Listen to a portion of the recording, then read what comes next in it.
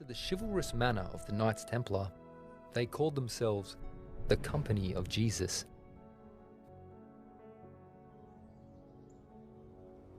As Protestant Bibles multiplied and the crisis deepened, Ignatius seized his opportunity. Ushering himself into the presence of Pope Paul III in 1539, Ignatius laid out his business plan with words to the following effect. Let the Augustinians continue to shut themselves up in their cloisters for study and meditation. Let the Benedictines continue to pursue lines of literature. Let the Dominicans continue to hunt down and drag heretics before the Inquisition. But we, the Jesuits, will raid Protestant universities and colleges. We will take control of the institutions of law, literature, science, and every branch of education. And we shall weed out from their minds anything injurious to Roman Catholicism. Through our instruction, we will recast the minds of youth after our image. Yea, we will infiltrate enemy territories as doctors, lawyers, poets, authors, scholars, reforming theologians, archaeologists, philosophers, financiers, scientists, or whatever guise the Church may demand or require for her ends. Secretly climbing into the courts of heretical kings, we will direct the course of nations. Thus, in time, the New Testament of Erasmus will fade into insignificance, and all shall again give heed to the engines of our Mother Church. When Ignatius had finished his presentation, Pope Paul III reportedly cried out, "This is the finger stroke of God!" and on September 27, 1540, sealed his approval with a papal bull, formally ordaining the Jesuit order.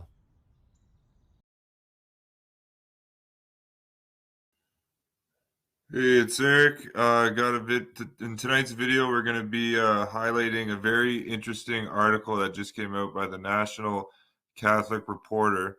It essentially it validates the entire Jesuit Vatican conspiracy. They're frankly admitting to it in Rome's own press, that being the National Catholic Register. So I'll show you that here. But the article in question is about the current CEO of Pfizer, Albert Bourla, meeting twice with the Jesuit Pope, that being Pope Francis, last year. Met him twice, the current Pfizer CEO. And we know the Pfizer CEO is already a main attendee at the Vatican Health Conference in 2021, which I've been covering in detail on this channel. The Vatican Health Conference, which no one seems to be covering in the alternative media. That's just an interesting observation I've made. But the Vatican Health Conference took place, it started May 5th, 2021. And you had the CEOs from all the biggest medical companies in the world there. You had all of the top professors from all of the various schools of public health across the university, across all the prestigious universities in the world. Like Paul Farmer, who received his Sword of Loyola in 2013. Paul Farmer, the head of Harvard's School of Global Public Health. Paul Farmer was an attendee at the Vatican Health Conference, but so was the Pfizer CEO. Of course, the Moderna CEO, Stefan Bonsell, was at the Vatican Healthcare Conference. I have the video on my channel of Stefan Bonsell essentially admitting to being a Jesuit. And it's amazing how that hasn't become more wide known in the truth community. But so we're going to go into that. It's just very interesting how in this article from the National Catholic Register, they're admitting to the whole conspiracy. On that end, though, I recommend this great book here, Code Word Babylon by P.D. Stewart. You see, this is book 1 in a series. You see that there? Oh, right here. But this is fantastic. I recommend everyone check this out. It's about 500 pages or so. I'd give this 10 out of 10 so far. You see the subheading, The Sons of Loyola, that being the Jesuits, and their plans for world domination. See here, Jesuits created modern Freemasonry, IHS. the Roman god Janus, the double-headed god Janus. Okay, so we're gonna go in here though to the story about Pfizer. So I'm gonna share my screen, share the audio, and I'm just gonna show you the headline of this. And before we get into the story, I'm gonna show you an historical quote from Giovanni Niccoloni's great book on the Jesuits, written in the 1850s, about how a Jesuit priest, while undergoing his novitiate, is assigned to a hospital where he must stay. We see here's the article: Pfizer and the Vatican. Again, this is from the Rome's own press here, the National Catholic Register. Pfizer and the Vatican. Some sources say Pope Francis met privately twice last year with Pfizer CEO Albert Bourla. And we're going to go into these. I'm going to show you the comments in this video. Albert Bourla has called people who criticize his vaccine criminals. And he openly admits to working with the CIA, the Catholics in Action, and the FBI, the Federal Bureau of Inquisition. The CIA and the FBI, as I've shown on this channel numerous times, are totally captured by the Jesuits in Rome. You had a Roman Catholic, Wild Bill Donovan being the official founding father of the CIA, and you have a Roman Catholic, Charles Joseph Bonaparte, being the founding father of the FBI. But Alberto Burla, he says here he was speaking to the Atlantic Council this November. He says that he's been working with the CIA and FBI to target, quote, misinformation. There's the article there, right from the Vatican's own press. And it's very revealing. We'll see as we read the article. Here's a quote here from Giovanni Niccoloni's great book on the history of the Jesuits. You read here on page 46 under the section The Novices. We have already seen the process a candidate must go through before being admitted into the house of the first probation. After undergoing a still more searching scrutiny there, he passes to the house of novitiate. The novitiate lasts 2 years and may be shortened or prolonged at the general's pleasure. That being the Jesuit general, current Jesuit General Arturo Sosa. You should watch the video I have on my channel where Arturo Sosa says that CV-19 is not an accident. From his words, not mine. CV-19 is not an accident. According to the Jesuit General Arturo Sosa, there are 6 principal exercises by which the novice is tried. They are as follows. And you see here 1. The novices are to devote a month to the spiritual exercises, self-examination, confession of sins, and meditation, and to the contemplation of the life of death, resurrection, and the ascension of Christ. 2, and here's where you see the hospital part here. They, the Jesuit novices, are to serve for another month in one or more of the hospitals by ministering to the sick in proof of increasing humility and entire renunciation of the pomps and vanities of the world. 3, they, the Jesuit novitiates, must wander during a 3rd month without money, begging from door to door, that they may be accustomed to inconvenience in eating and sleeping, or else they may serve in a hospital for another month at the discretion of the superior. And we see here's a case of this. There was a Jesuit priest here, Father Michael Rogier, S.J., who, while he had part of his Jesuit novitiate, was being stationed at none other than the World Health Organization. This is from the Jesuits' own website here. It's safe to say that before the last quarter of 2019, the circle of people who had given significant thought to pandemics was relatively small. Not Jesuit Anthony Fauci, evidently, who said on January 10th, 2017, that there was almost guaranteed to be a surprise outbreak in the incoming Trump administration. Father Michael Rogier, Society of Jesus, S.J., was among that group. Of course. He spent 7 months of his Jesuit formation at the World Health Organization, which of course now has a permanent observer status at the Vatican. Or the Vatican now has a permanent observer status at the World Health Organization. Essentially, it goes both ways, as we see here.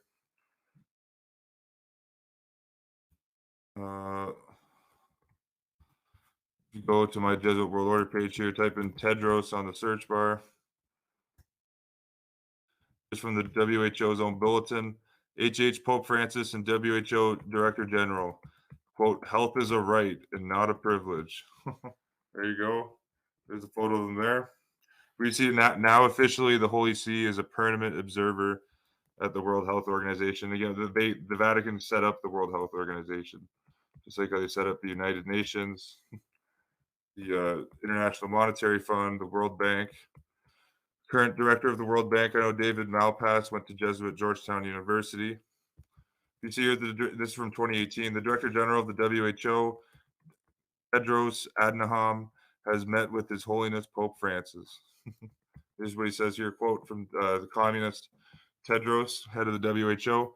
I am honored and he's a Catholic communist, Tedros. I am honored and humbled to have met His Holiness Pope Francis and to discover that we share so many of the same concerns. Bringing us back into the Dark Ages. For many years in previous occupations as well as current positions, we have both worked to improve the lives of poor and vulnerable people. Oh, would you look at that? I am delighted to have Pope Francis' support for our effort to extend the right of life and health to all people. I particularly welcome the Pope's emphasis on the welfare of children. Well, how fitting now, too, that it's very sad to see, but it's just very fitting that we're seeing children all over the world beginning to DIE after taking the CV19 VAXX. Here's an example of here from my community page. From Argentina, tragic story, 3-year-old girl died the next day, almost instantly after she took her CV19 VAXX. Her name was Amber Suarez from Argentina, the Pope's home country. I know the current Argentinian president is Jesuit trained Alberto Fernandez, a devout Roman Catholic.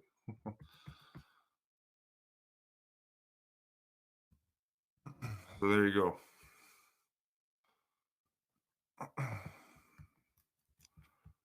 What we see here, Tedros continues, I am encouraged to hear him, Pope Francis, say that he is beside us and all those working with us in the attempt to bring health to all, especially the many people, including children, who live on the periphery of society and who suffer from ill health and hunger.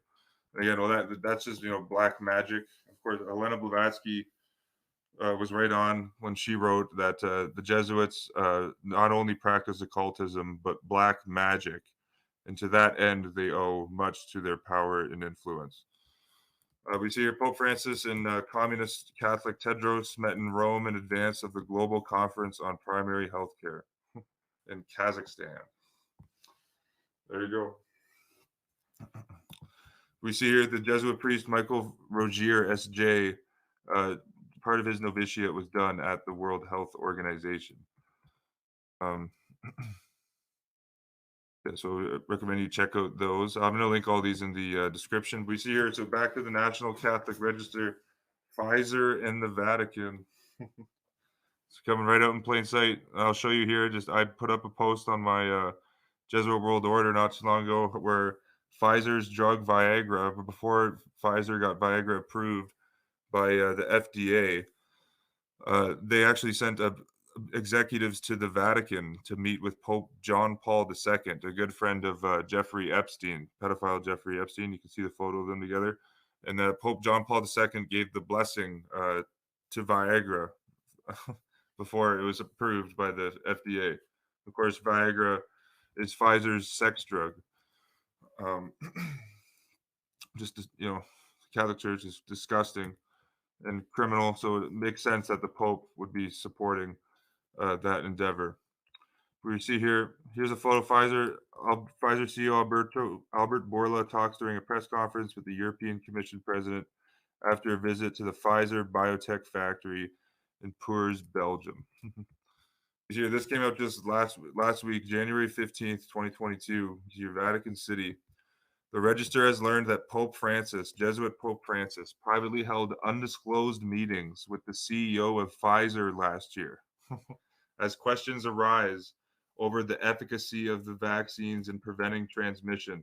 And yet the Pfizer CEO, Albert Bourla, just said like 3 or 4 days ago that the two doses of his VAXX offer limited, if any, protection. But of course, the Vatican said, all the Vatican's like unlimited intelligence and resources at its disposal. It somehow didn't know that the Pfizer VAXX wasn't very effective. Amazing. The Jesuits, according to CIA agent E. Howard Hunt, are the greatest intelligence service in the world and always have been. But that they somehow didn't have the data on Pfizer's VAXX. And when you see here that the Vatican in this article, they spin it saying that the Vatican was very encouraged by how Pfizer was reporting that the VAXX had a 95% efficacy rate. We see here as questions arise over the efficacy of the vaccines in preventing transmission, which are now being mandated for all Vatican staff and visitors. According to Vatican sources, the Holy Father twice met with Pfizer CEO Albert Bourla at the Vatican, although the precise details are not known. Unlike most papal private audiences, these meetings were not announced by the Holy See press office, which did not respond to repeated requests to confirm the meetings. Of course not. A Pfizer spokesman said, quote, "We can't confirm or deny, as per our policy, the movements of our executives are considered confidential."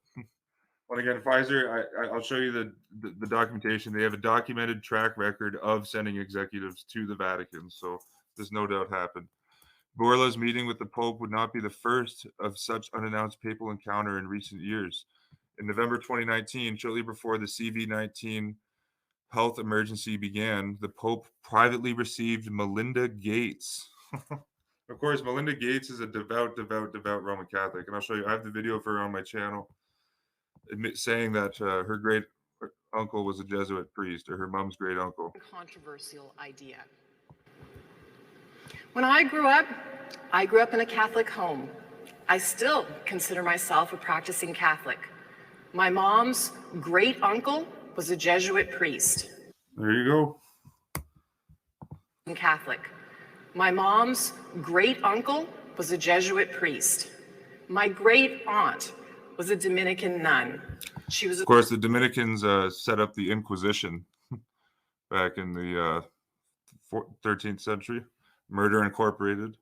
A school teacher and a principal her entire life. In fact, she's the one that taught me as a young girl how to read. I was very close to her. And I went to Catholic schools for my entire childhood until I left home to go to university. There you go.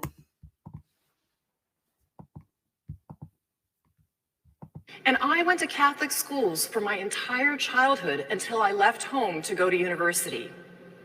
And in my high school, Ursuline Academy, the nuns made service and social justice a high priority in the school. And today in the foundation's work. Oh, I bet. Just like how the nuns were, they were up to a lot of social justice in Ustashi, Croatia also, right? I believe where the nuns were involved in the massacre of over 800,000 in less than a span of a year's time. I'm applying. Or I can show you here the article from the New York Times where it documented Nazi Germany. Nuns were injecting children with poisons. You don't believe me? Here it is. You can go right to my Eric Bowman 77 archive.org page, type in New York Times in the search bar, and the article will come up. Let that load here.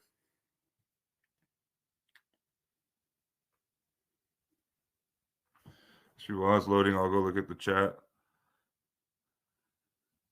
Melinda's from Dallas, Texas. Absolutely. Actually, in Melinda's, this is documented in a post that N. Goods wrote up on Jesuit World Order. But Melinda writes about how she was actually educated as well at the Dallas Preparatory School there in Dallas, which is a Jesuit institution. Yeah, but here's the article here for Catholic nuns participating in absolutely horrifying butchery and savagery in Nazi Germany. Murder factory found in Bavaria. See here, July 4th, a wholesale extermination plant in which hundreds of men, women, and children, all Germans, allegedly mentally defective or physically deformed, were killed by intramuscular injections. Or slow starvation was operating here until 2 days ago. It was disclosed today.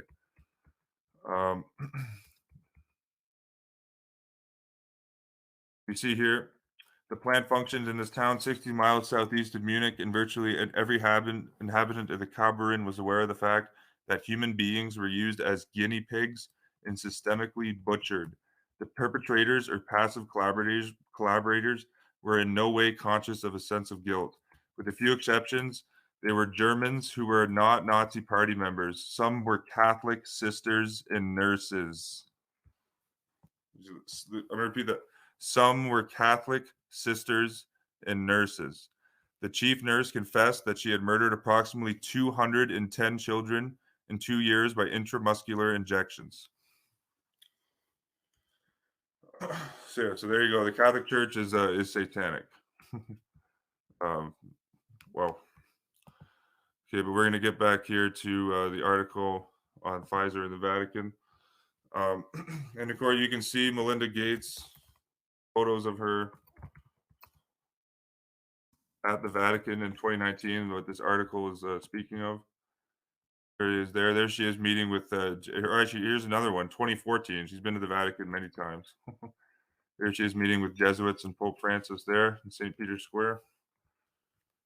And if you just go on the Jesuit World Order search bar, type in Gates on the search bar, you can get all sorts of information. Here's a photo of Bill Gates with Joe Biden's current Jesuit priest, Leo O'Donovan, from November 28th, 1995, right there. It's the same Jesuit priest on the left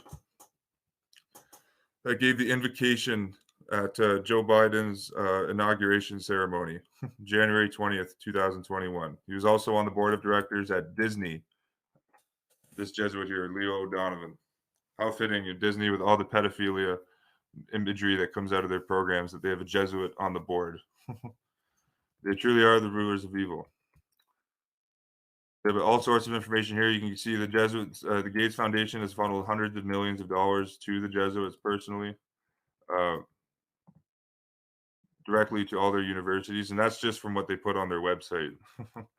If you see, I recommend you check out this article here. The Bill and Melinda Gates Foundation is a Jesuit missionary congregation.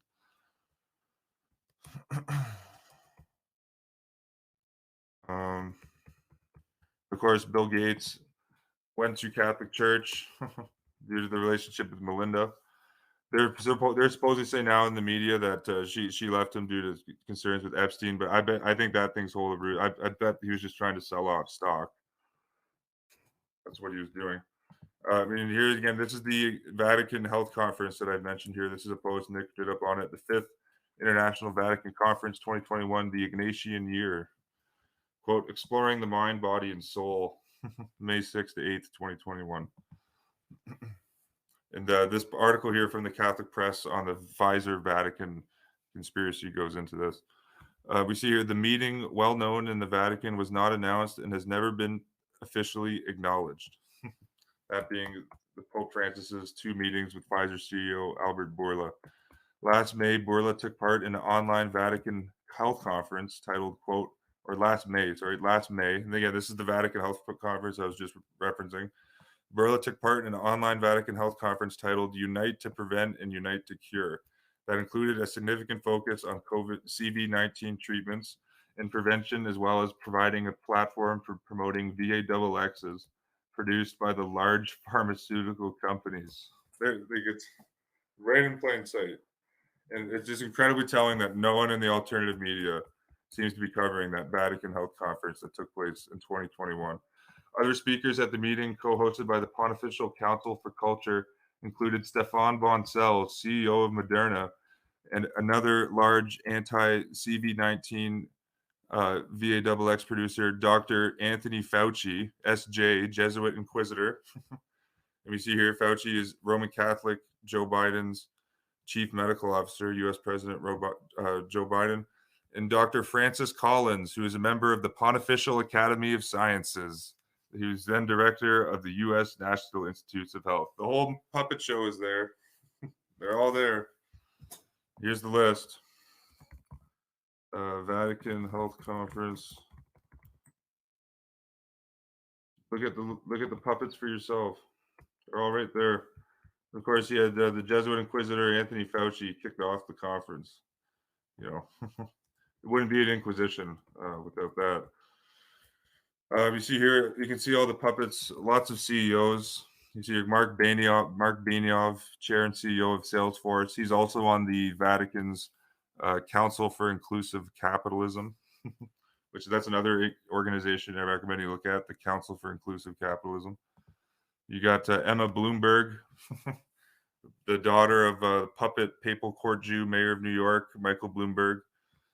Albert Bourla, you see here, chairman, CEO of Pfizer. He's there at the Vatican Health Conference.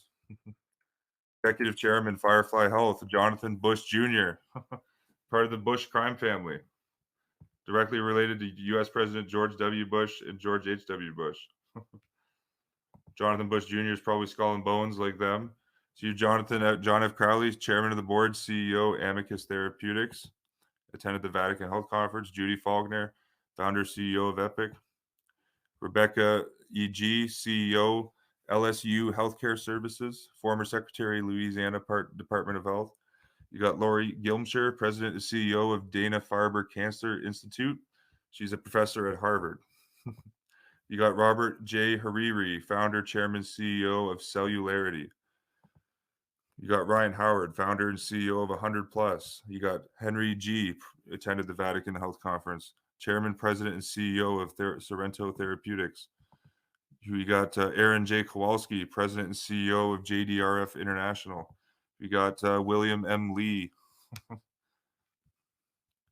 president and medical director and CEO of the Angiogenesis Foundation. We got Shelley Lyford, president and CEO, Gary and Mary West Foundation. We got, let's see who else is part of the puppet show here at the Vatican. We got Gary Mendel, founder and CEO of Shatterproof. We got Maria Millen, president and CEO, California Institute for Regenerative Medicine. We got Emmanuel Manny Onhomi, president and CEO of Samaritan Feet International. We got Roy Schoenberg, president and co-CEO of Amwell. And we got Gerald W. Shelton, chairman, president, and CEO of Cryoport. So that's just from typing CEO in on the search bar. You type in chief. You got Amy Aberney, former principal deputy commissioner and acting chief information officer, U.S. FDA. And of course, the FDA approved Pfizer's CV-19 jab on August 23rd, an anniversary date of the St. Bartholomew Day massacre, which saw Roman Catholic savages murder over 100,000 Protestants in France. We got here Stefan Boncello, Chief Executive Officer, Moderna. And of course, I'm going to show you, if you haven't seen the video on my channel, Stefan Boncello essentially admits to being a Jesuit. And I'll play that clip here for you. Here, he said this 2 days before the Vatican Health Conference started. Very much. And here he is speaking to the French Jesuit Alumni Association. When we first started this interview, you said that you had a good remembrance of your years in France and at the Jesuits. Could you elaborate a little bit on this? Tell us, because you were at the Jesuits in Provence, in Marseille, first in your high school years, and then you moved to Versailles with Ginette for your prep school years. Huh? Brainwashed by the Jesuits his whole life. And that's why now he's the CEO of Moderna.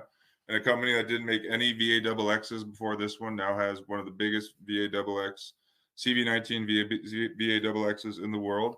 Just reminds me how it's just lined up perfectly for the Jesuits. You know, it must just all be a coincidence. How you also had the CEO Robert Ford of Abbott Labs, who essentially has a monopoly on CV-19 testing. The CEO of Abbott Labs, Robert Ford, went to Jesuit Boston College.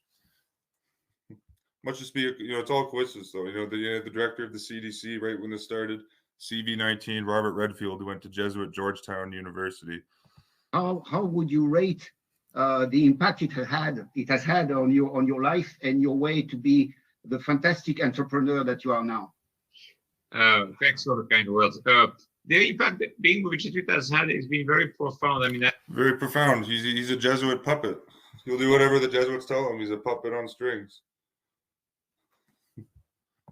I actually started even before high school, in middle school. So when I was 12 years old is when I entered the Jesuit. When I entered the Jesuits, he says. So when I was 12 years old is when I entered the Jesuit in CZM. He entered the Jesuits when he was 12. That's the CEO of Moderna. Profound. I mean, I actually started even before high school, in middle school. So when I was 12 years old is when I entered the Jesuit in CZM. And the piece that has been remarkable for me is... There you go. So I recommend you check out this whole video. Like this, it's a 2 minute and 30-second video clip. I got it on my channel. Check that out there. That's the Moderna CEO, Stefan Bancel. He was awarded a Pontifical Hero Award right around this time, also, for being a great inquisitor for the Pope. Okay, back to the National Catholic Register article here. You see, Vatican City State was one of the first authorities to administer VAXXs after it signed a contract with Pfizer in late 2020 to exclusively offer its Pfizer BioNTech pharmaceutical product to its staff. The first inoculations were rolled out in early 2021. A strong proponent of the VAXX in light of what is believed is a, quote, continuation and worsening of the current health emergency, the Vatican has been mandating the Pfizer injection for all staff and visitors since December 23rd. I'm going to repeat that there. The Vatican has been mandating the Pfizer injection for all staff and visitors since December 23rd. From Jan 31st, triple VAXX, 2 doses plus the booster, will be required to enter Vatican territory. There you go. Proof of recent recovery from CV-19 can also gain admittance, and there are no requirements for public liturgies and general audiences. But the mandates have been imposed when effectiveness of all the CV-19 VAXXs at preventing spread of the disease is being questioned. In December 2020, Professor Andrea Arcangeli, director of the Vatican's Health and Hygiene Directorate, said the Vatican chose to use the Pfizer VAXX because in clinical trials it had been, quote, shown to have been 95% effective, which is totally full of shit, which I'll show you here shortly. He added that, quote, subsequently, other VAXXs produced with different methods can be introduced after evaluating their effectiveness and full safety. 95% figure means that VAXX people had a 95% lower risk of getting CV-19 compared with the control group participants in trials who weren't VAXXed. So in other words, Pfizer was telling the public that in its own clinical trial, VAXX people were 20 times less likely than the control group to get CV-19. However, in a January 10th interview with Yahoo News, Albert Bourla, Pfizer CEO, acknowledged that the first 2 doses of the VAXX are now largely ineffective against the spread of the Omicron or Moronic or Oncomer variant, and that although Omicron is, quote, milder than previous variants because of the high infection rates, hospitalizations have been, quote, going much higher in terms of severe disease, ICU occupation, etc. We know that the 2 doses of the VAXX have very limited protection, if any, Bourla told Yahoo News. And I referenced that comment that he made earlier in this video. And then Bourla, who's pimping for the Pope, continues here. The 3 doses with the booster offer reasonable protection against hospitalization and death. Again, and actually, here's an article here from where I had this posted here from Clark County Today, and this goes into and actually there's a recent. We'll have to see how this plays out recently. So you might have seen the story how a federal judge recently ruled in the U.S. that now, because originally the criminals at the FDA and Pfizer, the Vatican puppets, had decreed that it'll take 75 years for all the data to become public on how the Pfizer VAXX was approved. 75 years. But now the recent, I think this will be overturned by some Jesuit-trained judge on the appellate court or the Roman Catholic puppets on the U.S. Supreme Court. They'll overturn this. But you might have seen how a federal judge ruled that now Pfizer has like essentially 2 or 3 years now to release all the data versus 75 years. So we'll have to see how that plays out. I just can't see that actually happening. It's going to be blocked by some Jesuit puppet judge. We see here the lawsuit, or the group that was successful in this initial lawsuit, was the Public Health and Medical Professionals for Transparency. You see here, it was formed specifically to, quote, obtain and disseminate the data upon which the FDA to license the CV-19 vaccines. Of course, the FDA approved the Pfizer VAXX on the anniversary of the St. Bartholomew Day massacre, because we are being subjected to a massive Jesuit inquisition, which is bringing us back to the Dark Ages. Society will be organized much how it was in the 13th century. The only difference is now that we have Mark of the Beast technological capabilities. We see here on August 27th, 2021, 4 days after the Pfizer VAXX was approved for ages 16 plus, this nonprofit organization comprised of public health and medical professionals, scientists, and journalists submitted a FOIA request to the FDA of all the data within Pfizer's CV-19 VAXX biological product profile. When no response was forthcoming on September 16th, PHMPT sued the FDA for the information. The lawsuit, quote, asked that this information be disclosed in 108 days, the same amount of time it took for the FDA to review and license Pfizer's DAXX. In response that beggars belief, the FDA first requested until 2076 to release this data, not to analyze it, but simply to release it. In a brief last week, the FDA extended that timeline to 2096, a 75-year delay. They disclosed that the documents they ostensibly reviewed before approving the shots amounted to 451,000 pages.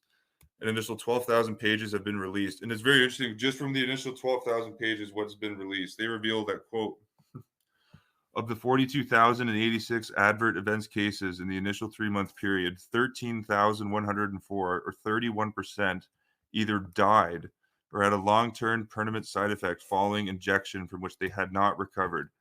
In that group of the 42,086, there were 1,223 deaths. Wow. Of the 274 pregnant women who reported adverse events, 75 of them, 27%, were significant, including miscarriages and stillbirths. Of 133 breastfeeding mothers, 13% of their babies had an adverse effect from the exposure to the injection through breast milk. This is from Pfizer's own data. 34 children under the age of 12. So you wonder why they wanted to wait till 2096 to approve this. And again, just how the process that they went through to approve Viagra, it will, I guarantee, it will come out in these documents that they got guidance from the Pope, moral guidance before getting these vaccines approved. I guarantee they send a team to the Vatican just like they did before Viagra. You see 34 children under the age of 12 inadvertently received the injection. That age group was not supposed to be included in the trials. 24 of those 34 children, 70.6%, had serious side effects. 13 of them, quote, unresolved. And here's a quote from a Canadian doctor here, Daniel Nagass, quote, this is irrefutable evidence that from Pfizer themselves that this shot is dangerous. So they know that the shot is dangerous. So does the Pope. But I'm going to show you here later in this article that now the Pope is saying that it's getting the Pfizer VAXX is a moral obligation, and if you don't do that, you're playing into baseless misinformation. So we'll see that here in a bit.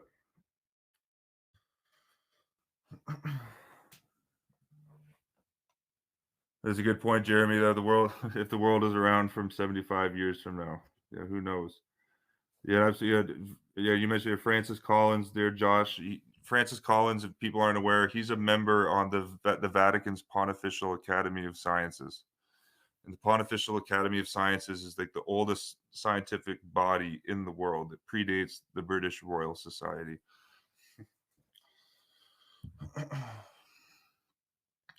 We right here, continuing on the National Catholic Register's article, despite the original 95% efficacy rate against the earlier variants that prompted the Vatican to sign a contract with Pfizer, Vatican personnel have been continuing to contract CV-19 in the Vatican over the past year, despite being double or triple VAXX'd. The latest case is that of Bishop Brian Farrell, Secretary of the Pontifical Council for Promoting Christian Unity, who is currently infected with CV-19 despite having received the booster shot. An official at the Pontifical Council told the Register this morning, quote, "He has tested positive, but we expect him to be back in the office next week," end quote. Vatican sources have also told the Register that as many as 14 Swiss guards have contracted CV-19 in the second half of last year, but the cases were never reported. All of them had 2 Pfizer doses, but almost no symptoms. Vatican has reported no cases of hospitalizations or deaths since the VA-XX rollout, and throughout the pandemic, no CV-19 deaths have been reported in Vatican City. However, since the VA-XX program began in early 21, the Holy See Press Office has ceased reporting new cases of CV-19 in contrast to 2020, when it regularly announced if any personnel or residents had been tested positive for the virus. Well, again, none of the statistics mean anything, worldwide. I was watching China Uncensored channel the other day, and he showed some of the recent Chinese statistics, and they say that it's something like they've had like 2 COVID CV-19 deaths in the last like 6 to 8 months in a country of over 1 billion people. Like it's a joke. So you got communist China underreporting their cases, and the mainstream media takes it at face value. And here you got the Western world completely over-reporting all their cases, and the mainstream media takes it at face value. Total Jesuitism. As we progress towards a new one world socialist world government. But however, since the VA-XX program began, okay, we read that here. The last reported Vatican staffs to be infected were Cardinal Giuseppe Bertello, then president of the Vatican City State, and the papal almoner, Cardinal Konrad Krajewski, in December 2020. Despite concerns about the Pfizer VA-XX being tainted by abortion, and actually that was part of the videos from Project Veritas showed that there are fetus cells in the Pfizer VA-XX, and you should watch those videos from Project Veritas where Pfizer scientists admit on camera that natural immunity gives stronger protection than their own VA-XX. And that's just another interesting thing. If you read the latest Project Veritas report from the Marine, that DARPA document from Marine Colonel Joseph Murphy, Marine Colonel Joseph Murphy actually theorizes that, or he gives a lot of, I think, circumstantial evidence, and he doesn't show the documentation, but he links the actual specific grants in his paper. But he claims that CV-19 itself was a reverse engineered, live attenuated bat VA-XX, that they were reverse engineering to get to that from the human SARS virus. They're taking SARS, reverse engineering it into a live attenuated VA-XX for bats that then they'd release via aerosol up into the Yunnan caves in China. Very interesting, very interesting to say the least. And he writes about in that little 4-page memo about why the mRNA VA-XXs are not effective, because CV-19 is essentially already a VA-XX. Very fascinating stuff. We see here, despite concerns about the Pfizer VA-XX being tainted by abortion, Vatican Secretary of State Cardinal Pietro Parolin appeared this week to rule out any conscious exemption right. Of course. Yeah, doesn't matter if there's aborted fetus cells in the VA-XX. Think the Vatican's going to care? They've been investing in abortion companies since time beginning. And actually, very interestingly, Pfizer bought out the company Wyeth in 2009, the same year in 2009 that the Roman Catholic Pax Bank in Germany, which is 100% owned by Catholic clergy, was investing in Wyeth in purchasing abortion pills, that being the Catholic Church investing in abortion pills. In addition, they were also investing in nuclear submarines, fighter jets, and tobacco. There's the documentation here. And the company Wyeth, you see here, W-Y-E-T-H. Here, the Catholic Pax Bank is responding to a report by Spiegel, which had revealed that the Pax Bank in Cologne in March invested an equivalent of 158,868 euros in the securities of the U.S. pharmaceutical producer Wyeth. Among other things, this produces pills for contraception. There's your pro-life Vatican for you. In the same year that this scandal comes out, Pfizer gobbles up Wyeth. Amazing.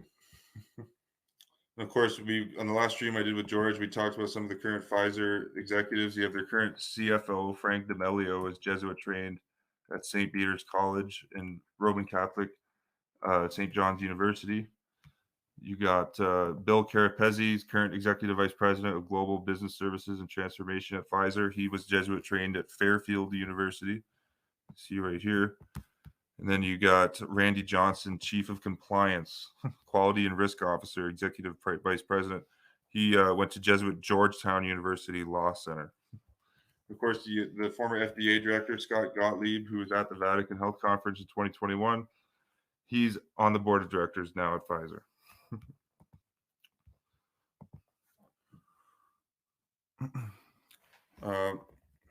You see, Pietro Parlin told the Register that Vatican's employees seeking an exemption because they oppose the VAXX's link to abortion seems not to be justified. It's not justified.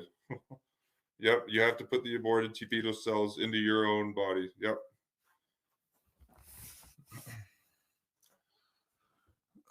If you wouldn't do that, you'd be a misogynist and a racist, as our Jesuit-educated puppet Prime Minister Justin Trudeau has said here in Canada. Devout Roman Catholic Trudeau, who will do anything that the Pope tells him to do, and the Jesuit Archbishop of Ottawa, Terence Pendergast, SJ. So you see here the exemption to aborted fetal cells being injected into you is not justified, according to Vatican Secretary of State Pietro Parlin. And I'm going to do a future video on it. Pietro Parlin gave the official Vatican statement on the net zero climate cult brigade recently, and the Vatican is, of course, one of the main entities that's pushing for the quote net zero, again, which is a fascist cult.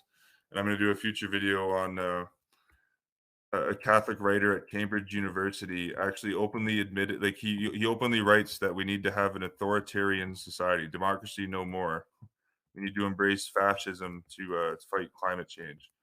And that was from Ross Mitiga, who is educated at the Pontifical Catholic University of Chile. Here's his Cambridge University article promoting fascism right here.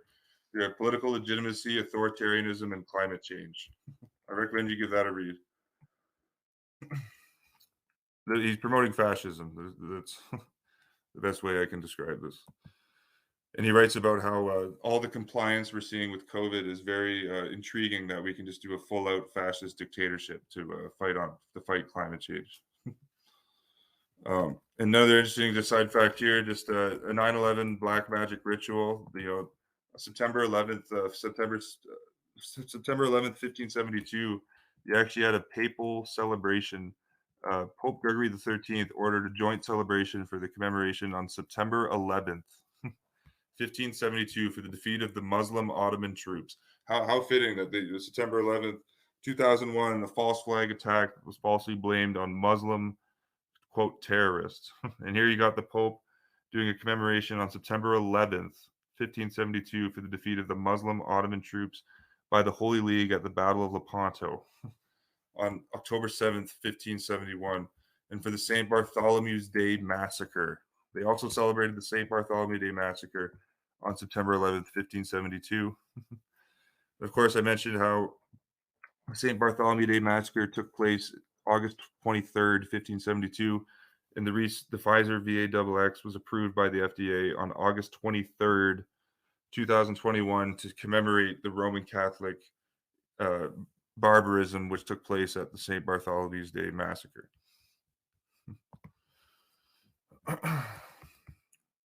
You see here, the Pfizer biotech VAXX has also produced adverse side effects, including heart ailments and blood clotting, especially in younger recipients. And this is coming from the Catholic press. So the Jesuit Vatican conspiracy is being exposed by their own press, with some causing death. The U.S. Catholic Disease Center, or more known as the U.S. Centers for Disease and Control and Prevention, insists that, quote, these reports are rare, of course, and the known potential benefits of CV-19 vaccination outweigh the known and potential risks of these side effects. Of course, they'll say that like the puppets of the Pope that they are.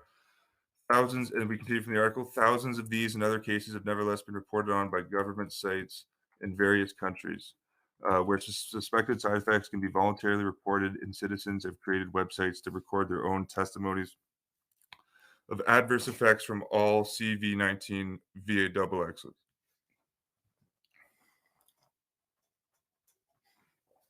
Again, so that's from the Vatican's own press that you're seeing here. The Pfizer CEO Albert Bourla met with the Pope twice last year. And here's a video of Albert Bourla saying that you're a criminal if you criticize him or his VAXX. And he admits here to a collaboration with the Jesuit organizations, the CIA and the FBI. The FBI literally has 2 annual conferences at Jesuit universities every single year.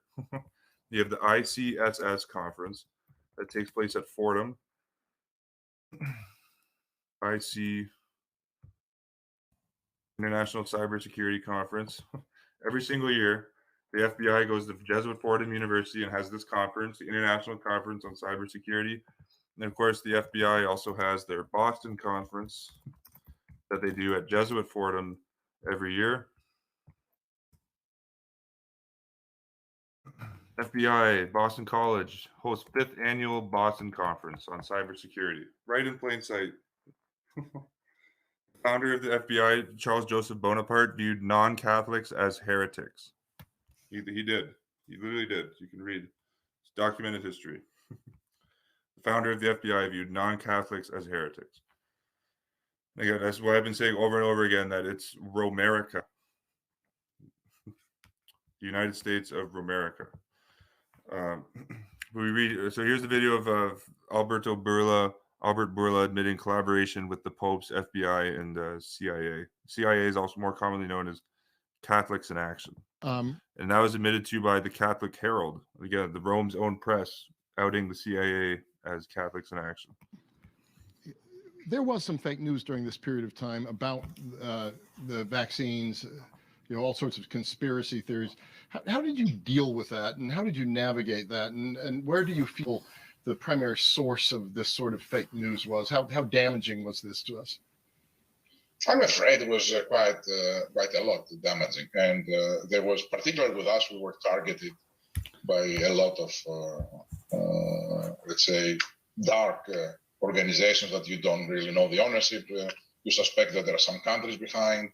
We were getting a lot of briefings. Some countries would be behind this. What a joke! I think this is a veiled reference to Project Veritas. Yeah, you should watch those Project Veritas reports on the corruption inside Pfizer. I think that's who he's referring to in a veiled way. From CIA, from FBI about.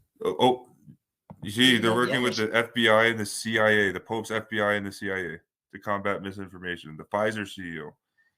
What's the Pfizer CEO doing contacting with the FBI and the CIA? It's the Jesuit Vatican conspiracy. That's what it is. You suspect that there are some countries behind. We were getting a lot of briefings from CIA, from FBI about. We're getting a lot of briefings from the CIA and the FBI. His own words. About attacks that may happen to us, cyber attacks, I mean, but also about the spread of misinformation. Spread of misinformation. There are 2 groups of people, right? There are the people. Of course, I'll show you. The Pope just said that it's misinformation, which causes people to not want to take the CV19 VAXX. There are people that are skeptical about the vaccination, and both of them are afraid. Those that are getting the vaccine, they are afraid of the disease, and they believe that because people are not getting vaccinated, they are increasing the risk to them. They're increasing the exposure. So they are, let's say, mad with them that they don't get the vaccine. Those that they don't get the vaccine, they're afraid of the vaccine. And they are mad with the people that are pressing them to get it. And those I understand. Yeah. They are very good people. They are decent people. That they have a fear. And I understand it. And they don't want to take chances. But there is a very small part of professionals, which they circulate on purpose misinformation so that they will mislead those that they have concerned. Those people are criminals. They're not. You're a criminal. How dare you not repeat exactly what we say and what the Pope says and what the mainstream media says? How dare you do that? You're a criminal if you think for yourself. Bad people. That's They're what he's criminals saying. because they relate a very small part of professionals, which they circulate on purpose misinformation so that they will mislead those that they have concerned. Those people are criminals. They're not bad people. They're criminals. How ironic is that this guy is calling us a criminal, and his VAXX will end up murdering thousands of children across the world, and he's calling you the criminal. Shows you the Jesuitism there. So here on CV19 VAXX's Pope says healthcare is a moral obligation. This came out again January 10, 2022, NPR. Here, Jesuit Pope Francis suggested Monday that getting VAXXed against this CV19 was a, quote, moral obligation, and denounced how people have been swayed by, quote, baseless information to refuse one of the most effective measures to save lives. Francis used some of his strongest words yet, calling for people to get VAXX in a speech to ambassadors accredited to the Holy See, an annual event in which he takes stock of the world and sets out the Vatican foreign policy goals for the year. Francis, 85, has generally shied away from speaking about VAXX nation as a, quote, moral obligation, though his CV19 advisory board has referred to it as moral responsibility. Rather, Francis has termed VAXX as a, quote, an act of love. And right after Francis said that getting VAXX was an act of love, you had the total puppet U.S. Vice President Kamala Harris, who covered up for Catholic pedophile clergy in San Francisco while she was DA there. She said that getting VAXX was an act of love, like the soulless puppet that she is. And then Francis said that refusing to get inoculated was, quote, suicidal. It's suicidal to not take the CV19 vaccine, according to the Jesuit mafia don Francis. He says here on Monday, he went a step further, saying that individuals had a responsibility to care for themselves. And, quote, and this translates into respect for the health of those around us. Healthcare is a moral obligation, he asserted. Francis continued, frequently people let themselves be influenced by the ideology of the moment, often bolstered by baseless information or poorly documented facts, he said, calling for the adoption of a, quote, reality therapy to correct this distortion of human reason.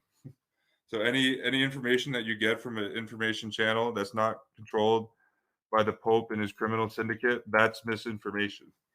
That's what that means. VAXXs are not a magical means of healing, yet surely they represent, in addition to other treatments that need to be developed, the most reasonable solution for the prevention of the disease, he added. No mention of the early treatments for CV19 that have been suppressed worldwide. No mention of that. That's something else that's in that Project Veritas document from Major Joseph Murphy. It writes about how early preventions are more effective than the mRNA injections, and it breaks it down. I recommend you check that document out. Some Catholics, including some conservative U.S. bishops and cardinals, have claimed VAXXs based on research that used cells derived from aborted fetuses were immoral and have refused to get the jabs. The Vatican's doctrine office, however, said, quote, it is morally acceptable for Catholics to receive the CV19 VAXXs based on research that use cells derived from aborted fetuses. Of course. Francis has repeated his call for universal access to the shots, aka universal vaccine mandates. Francis calls for, particularly in the parts of the world with low VAXX rates, and calls for revisions to patent rules so that poorer countries can develop their own VAXXs and then forcefully mandate them upon their own populations. And then if they refuse, you can always resort to fascistic means of control to get them into submission.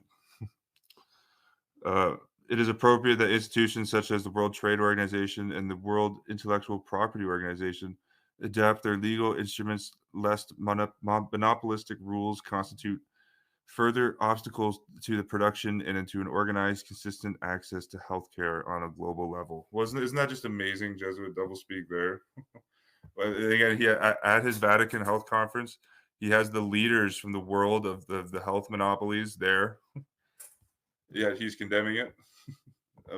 Just amazing. No one wins the biggest full of shit prize. Like no one is a bigger contestant for the biggest full of shit prize than Pope Francis. Not even close second place in that race there. But if you want to read the article here on Viagra being approved by the Pope before search that into the search bar here. I titled this post, former Pfizer employee Jamie Reedy writes that Viagra was blessed and given approval by the Pope prior to its official approval by the FDA. Here's a quote from his book, Hard Sell. This is a Pfizer salesman who's writing this. My parents hoped I would grow up to be a doctor or lawyer. Boner maker never made the list. On paper, it may not appear to have been an important or dignified job, but I'll bet the men for whom Viagra worked would argue differently. Even the Pope validated what we were doing. Would you look at that? Even the Pope validated what we were doing. In a brilliant marketing move, Pfizer contacted the Vatican to get its approval, which they no doubt did this with the CV-19 jab. I would guarantee you that, and that's going to come out in the documents over the next 75 years. In a marketing move, Pfizer contacted the Vatican to get its approval, its blessing, if you will, of Viagra. There had been concern within Pfizer that the Catholic Church might oppose Viagra because it would undoubtedly be used by unmarried couples and masturbating men. Two church no-nos. They're not two church no-nos. Fortunately, the Pope chose to focus on the benefits Viagra would provide married couples, declaring that Viagra would restore vitality to many marriages. He enthusiastically supported the introduction of the little blue pill. Viagra may not have resulted in an increase in church attendance, but it certainly caused many parishioners to scream out the Lord's name for the first time in years. Pfizer executive Jamie Reedy writes. Here's the Wall Street Journal covering this in 1998. They say here, in an unusual move, Pfizer recently sent a delegation to a Vatican Committee on Science to brief members on Viagra, engage the Catholic Church's possible reaction. See, I have this meeting here documented by like 5+ sources. It's an historical fact that Pfizer sent executives to the Vatican before it got Viagra approved. And then they used scientific rhetoric and exaggerated statistics to promote erectile dysfunction, or to promote the drug. They exaggerated the problem of erectile dysfunction. So this was largely a result of a work of a handful of Pfizer investigators and consultants who claimed, adapted, and expanded the medical category ED, and armed with scientific rhetoric and medical legitimacy, became visible spokespeople for the product and the medical problem. These spokespeople, with the help of journalists, constructed a sexually dysfunctional populace, a market primed and ready for Viagra. Here I write that surely Viagra is used at the 2017 drug-fueled sex party that was discovered at the Vatican by Vatican police. The list of drugs was not revealed by the press. Also not revealed was the name of the priest, an aide to one of Pope Francis's key advisors, that was arrested. And here's the article from the NY Post. Vatican cops bust drug-fueled gay orgy at home of Cardinal's aide. Here's the article here. So I recommend you check that out. Yeah, I think I'm going to finish this video here. I'm just going to go through some of the comments. There you go. The Vatican's own press is admitting the Jesuit Vatican CV-19 conspiracy. I agree, Mr. Duffy. Prosecute the prosecutors that won't prosecute. I agree. As Herbert C. Holdridge said, the great U.S. Army Brigadier General, so any public official that collaborates with this enemy of the human race, that being the Vatican, should be arrested and court-martialed for high treason. And I 100% agree. Vatican is the enemy of the human race, and if you're a public official going along with the Vatican, you are committing treason, and you should be arrested for treason, as General Herbert Holdridge wrote.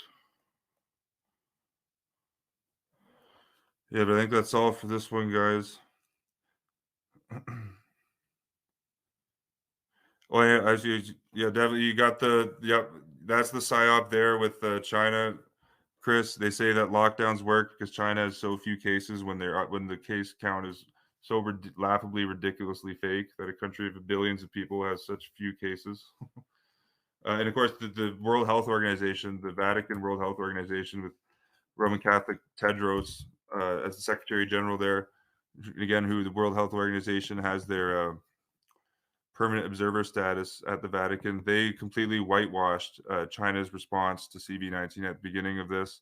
They said that China is doing they actually said that China is doing the noble and right thing to do by using the excessive lockdowns. And at this time, China was welding people into their own houses, full-on militarized repression in the streets. And the WHO said, yeah, they're doing great. Look at the numbers. And the numbers were fake. This is a grand Jesuit Vatican conspiracy. And again, this is the coronavirus pandemic. You have Saint Corona as the patron saint of pandemics in the Roman Catholic Church. Saint Corona, coronavirus. And you have the UN Secretary General. I'll just show you this before I take off.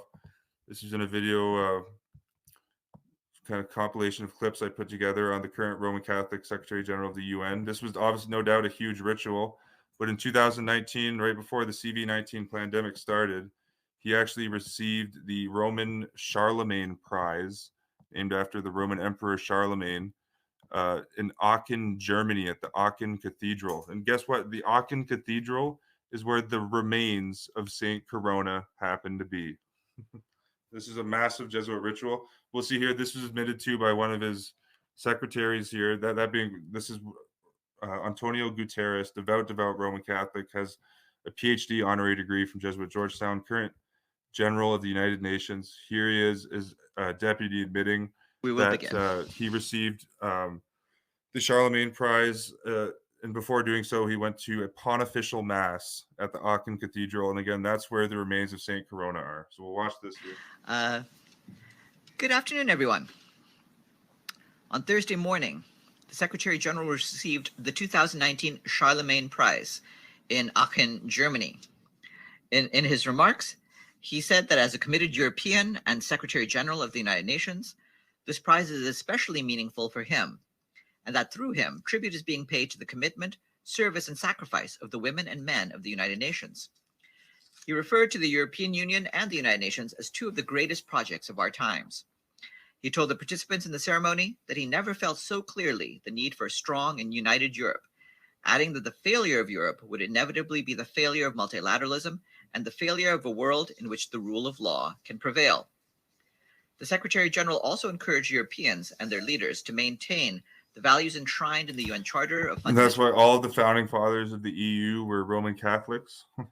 And recent chairman of the EU, Jean-Claude Juncker, said that the EU actually got its foundation, or when it was blessed by Pope Pius XII, Hitler's Pope in Rome in 1957. And of course, we haven't seen the photo that when the EU recently signed their constitution in Rome in 2004, they had the statue of Pope Innocent X in the background. How fitting there. Pope of the 30 Years' War, the first 30 Years' War. Second 30 Years' War is more commonly known as World War I and II. But here's a photo of statue of Pope Innocent X overlooking the signing of the EU Constitution in Rome. Of course, we see here that the current Jesuit puppet, UN Secretary General Antonio Guterres, will be blowing up the European Union. But we see here the comments about the Aachen Cathedral are coming up here any second. Human rights and in the European Convention on Human Rights.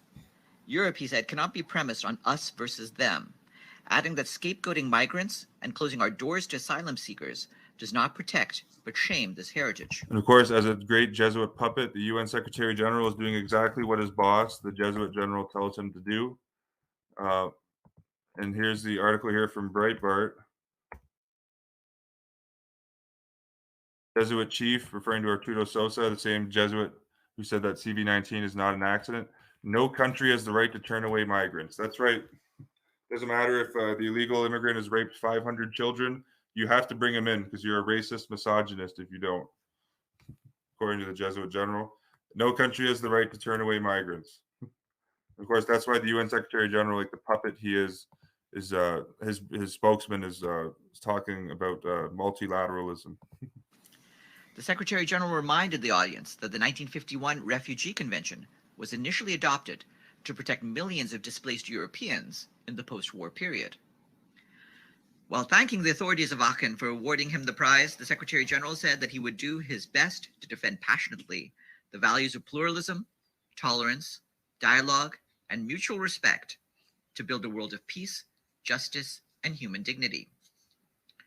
Prior to receiving the prize, the Secretary General and the other dignitaries attended a pontifical mass in the Aachen Cathedral. Catch that? Prize, the Secretary General and the other dignitaries attended a pontifical mass in the Aachen Cathedral, immediately from the us and human dignity. Prior to receiving the prize, the Secretary General and the other dignitaries attended a pontifical mass in the Aachen Cathedral. Prize, the Secretary Justice and human dignity. Prior to receiving the prize, the Secretary General and the other dignitaries attended a pontifical mass in the Aachen Cathedral. There you go. Attended a pontifical mass in the Aachen Cathedral right before the CV-19 pandemic started. It's kicking off the massive Jesuit ritual, which we've all been subjected to the last 2+ years. Quarantining at home, that's Ignatius in the cave. That's what the stay-at-home is. Yeah, I think that's all for this one, guys. Peace and love, and I'll catch you on the next video. Thanks, everyone, for tuning in.